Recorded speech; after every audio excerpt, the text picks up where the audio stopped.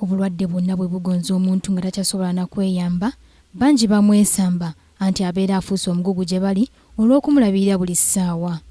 Okusinziira ku Minisitule y'ebyobulamu, obulwadde bw'akafuba, mukenenya ne kkookolo bwe bukyasinze okuba abantu ku ndiri ne bubatta nga teryayamba. Nga ekiwundu tekinnasamba ddagala, Minisitule y'ebyobulamu esazeewo eteeka amaanyi mu kubunisa enkola ey'okujjanjaba n'okubudaabuda abalwadde ababeera bagonzeddwa endwadde ez'enjawulo nga tebasuubira kuwona okuggyako okufa.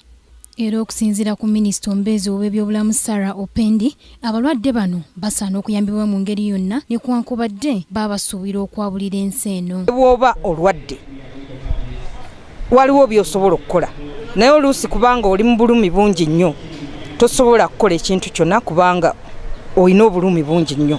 So kye tugamba nti ne bw'oba olwadde eddagala weeriri osobola okulifuna n'obeerawo ng'okola emirimu gyo wadde oli mulwadde. So kino tugamba nti tofa mu bulumi, tetwagala kulaba abantu nga weebali tebagenda kufenca naye nga bali mu bulumi. So beerawo naye nga toli mu bulumi. Wano mu Uganda, enkola ey'okubudaabuda abalwadde yakabonyezebwako mu disitulikisi 9 zokka nga naye obujjanjabi bukyali butono ddala.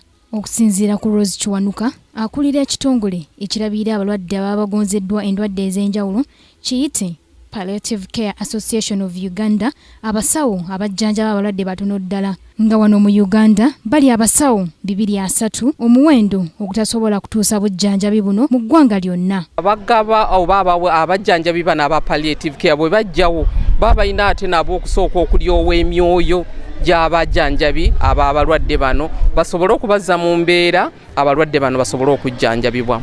Mpozi n'okusoomoozebwa okulala kwe tusanga kwe kuba nti enzijanjaba eno eya Palliative Care si gamba nti buli musawo agimanyi. Basawo batono abagimanyi, tukyali mu kusomesa ate nga abalwadde abagyetaaga bo bangi.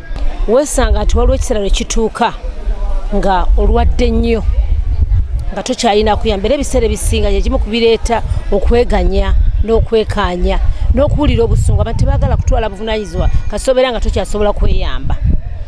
Kakati buli muntu yeefuula nti tebimukwatako oba si ekyo buli muntu alowooza nti gwe oba ono oba oli abatwala obuvunaanyizibwa obwo.